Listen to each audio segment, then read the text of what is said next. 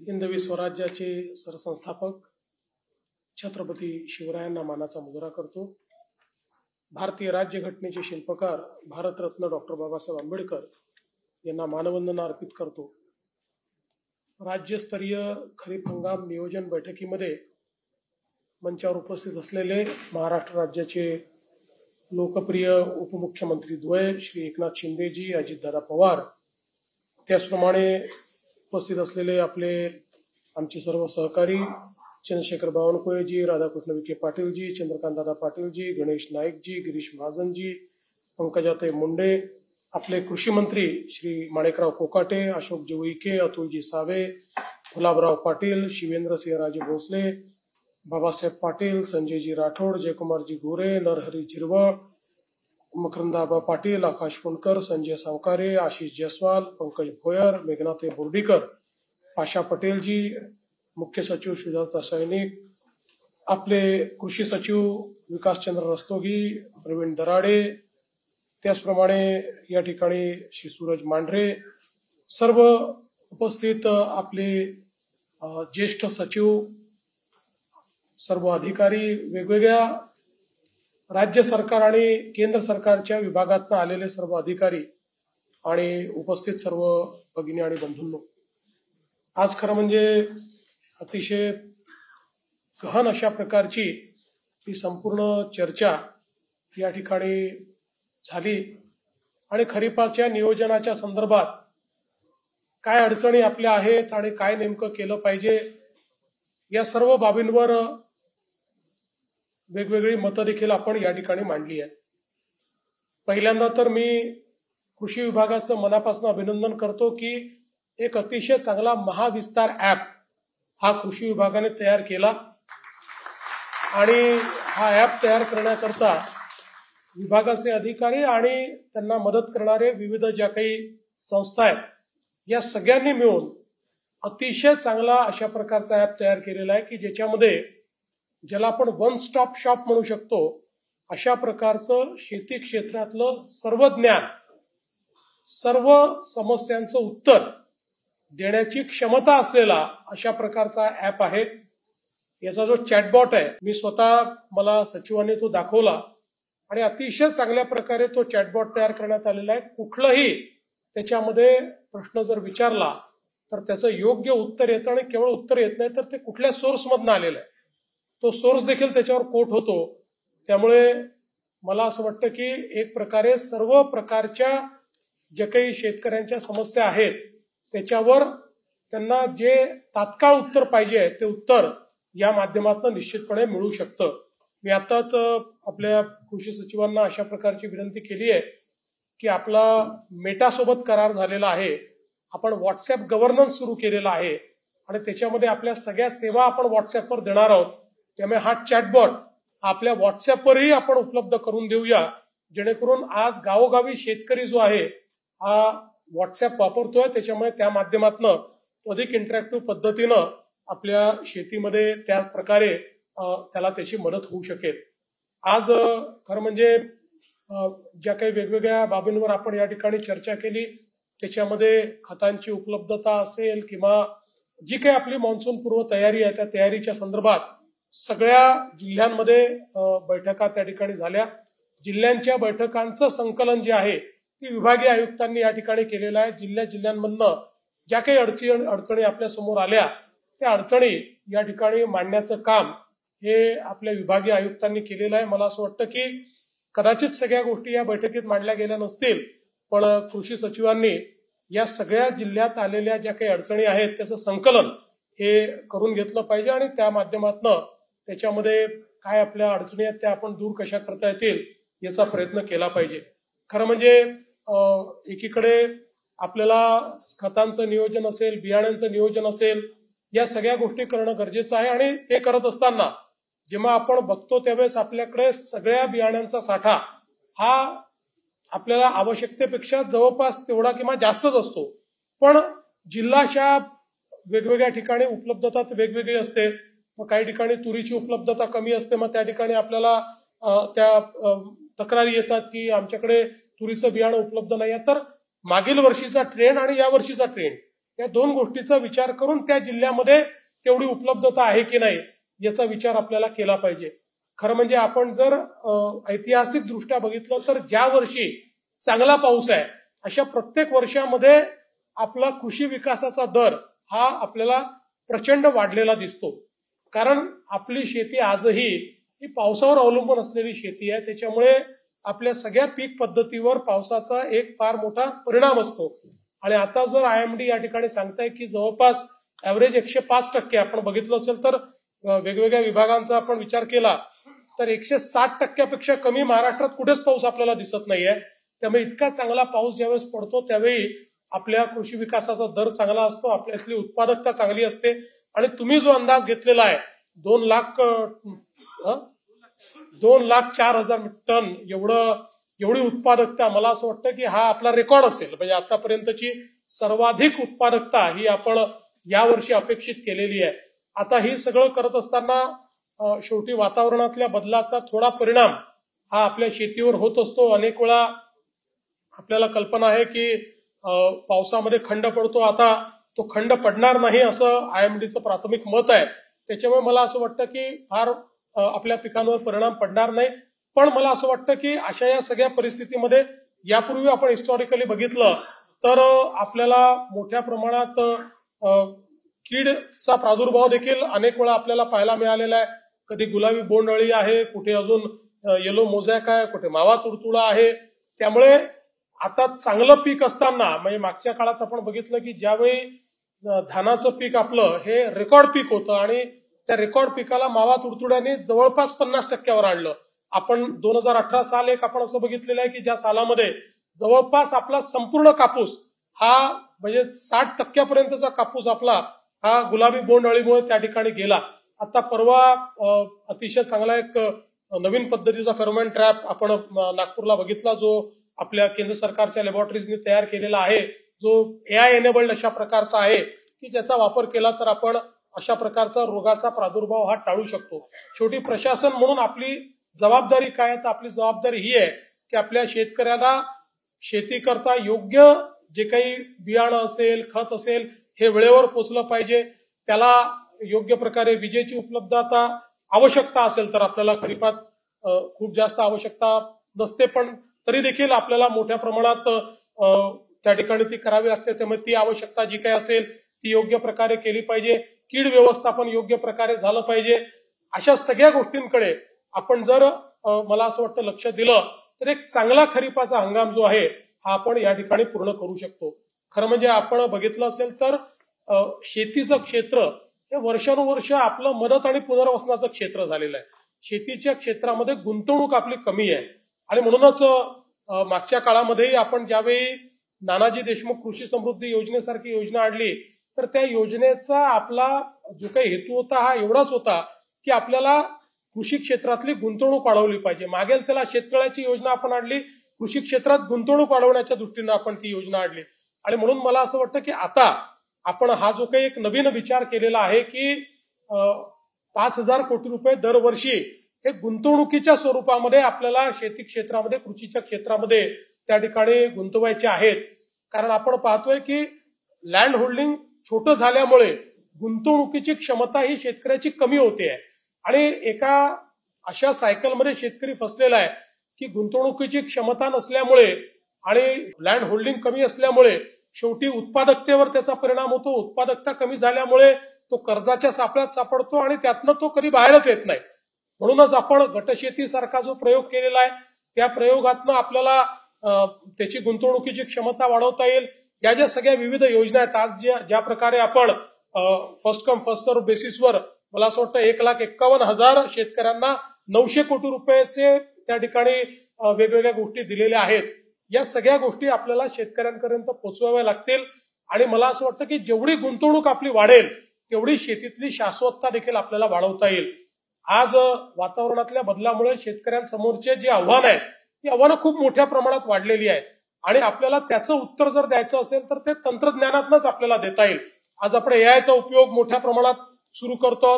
आपण त्या माध्यमातून अधिक प्रिसिशन पद्धतीनं शेती म्हणजे आपण नेहमी इस्रायलच्या शेतीची या ठिकाणी उदाहरणं देतो, पण इस्रायलमध्ये जर आपण शेती बघितली तर ते पूर्णपणे प्रोटेक्टिव्ह अशा प्रकारची शेती त्या ठिकाणी केली जाते आणि त्या माध्यमातून प्रिसिशन पद्धतीनं सगळ्या गोष्टींचा, पाण्यापासनं खतापासनं प्रत्येक गोष्टीचा, म्हणजे फर्टिगेशनची जी पद्धत इस्रायलमध्ये आहे त्याच्यामुळे जी काही तिथली माती आहे त्या मातीचा जो काही पोत आहे तो पूर्णपणे त्या ठिकाणी संरक्षित ठेवत आवश्यक तेवढंच त्या ठिकाणी जे काही गोष्टी दिल्या पाहिजेत त्या गोष्टी देण्याचं काम हे आपण करत असतो. तशाच पद्धतीनं हळूहळू आज आपल्याकडे मोठ्या प्रमाणात आपण ड्रिपला या ठिकाणी ती वाढवलं आहे. त्याचा आपण मागच्या काळामध्ये मागेल त्याला ड्रिप अशा प्रकारची योजना देखील आणली आणि मोठ्या प्रमाणात त्याचा वापर आपण वाढवलेला आहे. हा वापर वाढवत असताना मला असं वाटतं की याच्यातही आता हळूहळू एआयचा वापर करून आपल्याला त्याच्यात पाण्याचा वापर ऑप्टिमम कसा करता येईल की जेणेकरून त्याचा फायदा उत्पादकता वाढण्याकरता कसा होईल अशा गोष्टींचं काम देखील आपल्याला करावं लागेल. म्हणून मला असं वाटतं की जे काही प्रयोग होत आहेत हे सगळे प्रयोग आपण शेतकऱ्यांपर्यंत अधिकाधिक कसे पोहोचवता येतील याचा प्रयत्न आपल्याला करावा लागेल. आता एक पुण्यामध्ये जी काही आपण हॅकॅथॉन घेतलेली आहे या हॅकॅथॉनच्या माध्यमातून निश्चितपणे कृषीच्या क्षेत्रामध्ये आपल्याला नवीन तंत्रज्ञान जे आहेत त्याचे प्रयोग आपल्याला पाहायला मिळतील. जे काही प्रॉब्लेम स्टेटमेंट्स आपण देतो ते प्रॉब्लेम स्टेटमेंट्स या हॅकॅथॉनच्या माध्यमातून आपल्याला त्याच्यावरचे सोल्युशन मिळतात आणि त्यातनं शेतीमध्ये अधिक शाश्वतता आणण्याच्या दृष्टीनं आपल्याला काम करता येतं. म्हणून मला असं वाटतं की आज या आपल्या खरीपाच्या बैठकीच्या निमित्ताने आपल्याला हा जो सगळा काही ही जी नवीन पद्धती आहे या पद्धती आपल्याला कशा पोचवता येतील. आज मला असं वाटतं केंद्र सरकारने जी काही योजना नवीन योजना आणली परवा ज्याच्याबद्दल एक नागपूरला देखील कृषी मंत्री आले होते आणि 29 तारखेपासून आपण ती सुरू करतोय त्या योजनेमध्ये त्यांनी whole of the government approach घेतलेला आहे आणि whole of the government approach मध्ये जेवढ्या वेगवेगळ्या प्रकारच्या केंद्र सरकारच्या कृषी अनुसंधान इन्स्टिट्यूशन्स आहेत या सगळ्या इन्स्टिट्यूशन्सला एकत्रित केलेला आहे. या इन्स्टिट्यूशनचे सगळे शास्त्रज्ञ जे आहेत तिथे काम करणारे जेवढे वेगवेगळे लोक आहेत या सगळ्यांना आता शेतकऱ्यांच्या बांधावर पाठवण्याचा निर्णय त्यांनी घेतलेला आहे आणि 29 तारखेपासून ते सगळे प्रत्येक जिल्ह्यामध्ये शेतकऱ्याच्या बांधावर जाऊन त्या ठिकाणी शेतकऱ्याला मार्गदर्शन करणार आहेत. मला असं वाटतं की हा जो अप्रोच आहे होल ऑफ द गव्हर्नमेंटचा अप्रोच हा अत्यंत महत्वाचा आहे. कारण वेगवेगळ्या जिल्ह्यांमध्ये वेगवेगळे प्रयोग होतात, वेगवेगळ्या भागांमध्ये वेगवेगळे प्रयोग होतात, पण त्याचं कधी स्टँडर्डायझेशन होत नाही आणि त्याला पाहिजे त्या प्रमाणात विस्तार देखील मिळत नाही. आणि म्हणून अशा पद्धतीनं हे जे सगळे प्रयोग आहेत म्हणजे जे केवळ लॅबोरेटरीमध्ये आहेत ते लॅबोरेटरीमध्ये न राहता ते प्रयोग आपल्याला शेतकऱ्यांपर्यंत कसे पोहोचवता येतील याचा देखील प्रयत्न हा अत्यंत महत्वाचा आहे. आणि हे सगळं करत असताना आपण परवा देखील आपली SLBCची बैठक घेतली. या बैठकीमध्ये आपला हा प्रयत्न आहे की शेतकऱ्यांना सुलभतेनं कर्ज मिळालं पाहिजे. आपण जर बघितलं तर याचा थेट संबंध आपल्याला असा पाहायला मिळतो की ज्या जिल्ह्यांमध्ये तिथल्या बँका किंवा जिल्हा बँका या अडचणीत आल्या त्यामुळे त्या योग्य प्रकारे फायनान्स करत नाहीत आणि त्या जिल्ह्यांमध्ये ज्या आपल्या कमर्शियल बँका आहेत, राष्ट्रीयकृत बँका आहेत किंवा ग्रामीण बँका आहेत या बँकाही आपलं त्या ठिकाणचं जे काही टार्गेट आहे ते पूर्ण करत नाही. असे सगळे जिल्हे हे आत्महत्याग्रस्त जिल्हे आहेत. असे सगळे जिल्हे हे कृषी डिस्ट्रेसचे जिल्हे आपल्याला पाहायला मिळतात आणि म्हणून याचा थेट संबंध आहे. आणि आपण जर आपला जो इकॉनॉमिक सर्व्हे आहे या इकॉनॉमिक सर्व्हेमध्ये प्रायव्हेट सावकाराचे लायसन्स सगळ्यात जास्त कुठे आहेत हे बघितलं तर ते याच जिल्ह्यांमध्ये आपल्याला पाहायला मिळतात. कारण त्यांना प्रायव्हेट सावकाराशिवाय दुसरा पर्याय नाही.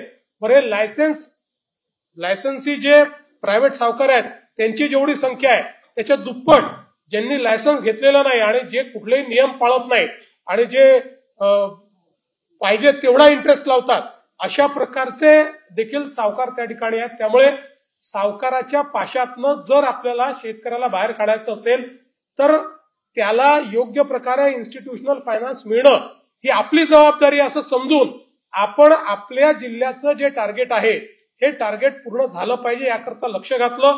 आणि मी बँकर्स असतील तर त्यांची माफी मागून सांगतो पण राष्ट्रीयकृत आणि कमर्शियल बँका यांच्याकरता हा प्रायोरिटीच नाही आहे. त्यांना जरी कागदावर हे प्रायोरिटी सेक्टर लिहिलं असलं तरी त्यांच्याकरता ही प्रायोरिटी नाही आहे. त्यांना त्या ठिकाणी आपली बॅलन्स शीट बघायची आहे, त्यांना त्याच्यामुळे त्यांच्या प्रायोरिटीज वेगळ्या आहेत.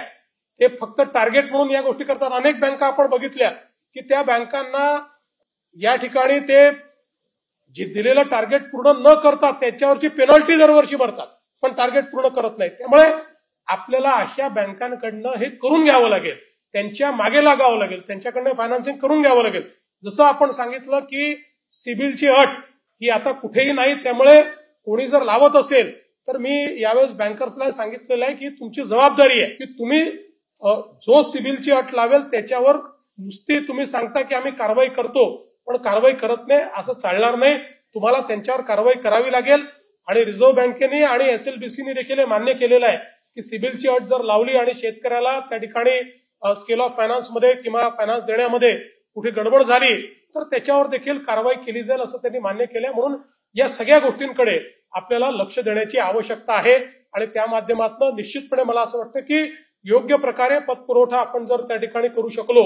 आपण पाहतो की अगदी जुलैच्या शेवटपर्यंत देखील टार्गेट 50% नसतं. दरवर्षी आपण बघतो. ही पद्धती काही योग्य नाहीये. मला असं वाटतं की योग्य वेळेत पतपुरवठा मिळणं हे देखील अत्यंत महत्वाचं आहे. तर त्या दृष्टीने आपण कशा प्रकारे कारवाई करू शकू हा प्रयत्न आपण सगळ्यांनी मिळून केला पाहिजे. एकूणच आपलाही whole of the government approach म्हणजे याशी संबंधित जेवढी खाती आहेत आणि आपली कृषी विद्यालय असतील असे सगळे मिळून आपण शेतकऱ्याच्या पाठीशी उभे आहोत आणि शेतकऱ्याच्या अडचणीमध्ये आपण त्याला मदत करतो. तर लिंकेजचा विषय दरवर्षी आपल्याकडे येतो आणि दरवर्षी आपण त्याच्यावर चर्चा करतो. यावर्षी लिंकेजवर इफेक्टिव्ह कारवाई केलीच पाहिजे, काही झालं तरी केली पाहिजे. म्हणजे इथे जे सांगितलं ते सांगून विसरलं असं चालणार नाही. या आपल्या लायसन्सवर त्या ठिकाणी सगळी कामं चालतात. त्याच्यामुळे ज्या दुकानासमोर बोर्ड असणार नाही ती जबाबदारी तिथला कृषी अधिकारी आणि जे कोणी संबंधित असतील त्यांची जबाबदारी असेल. आणि बोर्ड नसेल तर त्याच्या जो काही लायसन्स आहे तो लायसन्स रद्द करण्यापर्यंत देखील त्याच्यावर कारवाई आपल्याला करावी लागेल. आणि त्याचसोबत आपण जसं सांगितलं की त्यांच्याशी बैठक घेऊन कोणचे पुरवठादार हे त्यांच्यावर लिंकेज करतात त्या ठिकाणी कंपल्शन करतात त्यांची यादी तयार केली पाहिजे आणि त्यांनाही सांगितलं पाहिजे की आम्ही तुमच्यावर जसं मगाशी सांगितलं अतिशय चांगली गोष्ट आहे एसेन्शियल कमोडिटीज ऍक्टच्या अंतर्गत गुन्हा दाखल करू. कारण खरं आहे की ज्या गोष्टी आपण मोठ्या प्रमाणात सबसिडीवर देतो त्या गोष्टीवर जर लिंकेज करायला लावलं तर निश्चितपणे कायदा आपल्या बाजूने आहे. आपण कायद्याचा अवलंब करू शकतो आणि त्यांच्यावर पाहिजे त्या प्रमाणात. आणि मी एक सांगतो की 2-3 कारवाया करा, डिटेरंट उभा करा. काही सगळी कारवाई करायची गरज पडत नाही. डिटेरंट जर उभा राहिला तर निश्चितपणे मला असं वाटतं की याच्यामध्ये पुष्कळ बदल होतो. खरं म्हणजे कृषी विभागाने खूप चांगल्या प्रकारे टेक्नॉलॉजीचं अडॅप्टेशन सुरू केलेलं आहे. आता नानाजी देशमुख कृषी समृद्धी योजनेचा टप्पा 2 आपण सुरू करतो. या टप्पा 2 मध्ये मला असं वाटतं की आपण आता 7,500 गावं त्याच्यामध्ये घेतलेली आहेत. आणि ही जी योजना आहे ही योजना खऱ्या अर्थानं ज्याला आपण क्लायमेट प्रूफ ऍग्रिकल्चर म्हणतो अशा क्लायमेट प्रूफ ऍग्रिकल्चर करता आतापर्यंत झालेला हा अतिशय उत्तम प्रयोग आहे. आज आपण शेतीशाळेच्या संदर्भात जो विचार केला आणि विशेषतः डिजिटल शेतीशाळा म्हणजे ज्यावेळी पाणी फाउंडेशननी त्यांच्या वॉटर कप करता डिजिटल शेतीशाळा घेतली तर त्यातलं शेतकऱ्यांचं पार्टिसिपेशन हे अतिशय चांगलं आहे. आणि खूप मोठ्या प्रमाणात शेतकऱ्यांना त्यातनं उत्साह मिळतो, त्यातनं प्रोत्साहन मिळतं, त्यांच्या प्रश्नांना उत्तर मिळतात. ज्या काही नवीन पद्धती आहेत त्या नवीन पद्धती शेतकऱ्यांना त्याचा अवलंब करता येतो. त्यामुळे या डिजिटल शेतीशाळा आता प्रत्येक तालुक्यात घ्यायचा जो आपण निर्णय घेतलेला आहे त्यालाही अधिकाधिक प्रसारित करून आणि त्यात शेतकऱ्यांचा सहभाग कसा वाढेल हा प्रयत्न आपण केला पाहिजे. शेवटी या डिजिटल शेतीशाळा ज्या आहेत याच्यातले तज्ज्ञ हे सगळे आपल्याच कृषी विद्यापीठाचे प्रमुख लोक आहेत की जे त्या ठिकाणी जाऊन या डिजिटल शेतीशाळाच्या माध्यमातून प्रबोधन करतात. तर मला असं वाटतं की आउटरीच करण्याकरता जे काही माध्यम आहेत त्या माध्यमातून जर आपण शेतकऱ्यांना प्रबोधन केलं तर मोठ्या प्रमाणात त्याचा फायदा आपल्याला होऊ शकेल. मला अजून एक गोष्ट आपल्या लक्षात आणून द्यायची आहे की आपण वेगवेगळे जे स्मार्ट सारखे उपक्रम चालवले आता त्याला चांगली गती मिळालेली आहे. खरं म्हणजे मध्यंतरी 2 वर्ष त्याला काही गतीच नव्हती. आपला जो काही त्याचा जो काही काळ होता त्या काळातले 2-3 वर्ष आपण वाया घालवले आहेत. पण मला असं वाटतं आता आपण याच्यावर गती घेतलेली आहे, तर आपल्याला जे पैसे त्याच्यात सँक्शन आहे किंवा जे आपल्याला कर्ज सँक्शन आहे त्याचं पूर्ण युटिलायझेशन व्हायच्या दृष्टीनं या 1.5 ते 2 वर्षाचा प्रोग्राम आपल्याला तयार करावा लागेल. कारण आपण या माध्यमातून एक ऍग्री बिझनेस ऍक्टिव्हिटी उभी करतोय. शेवटी केवळ शेती नाही तर शेती सोबत आपण जोपर्यंत ऍग्री बिझनेस ऍक्टिव्हिटी उभी करणार नाही तोपर्यंत शेतकऱ्याच्या शेतमालाला भाव मिळू शकणार नाही. आणि म्हणून आपला तर मूळ संकल्पना आहे की 10,000 गावांमध्ये आपल्याला ही ऍग्री बिझनेस ऍक्टिव्हिटी सुरू करायची आहे. आता सुरुवात त्याची चांगली झालेली आहे. आता याच्यामध्ये कुठलाही खंड न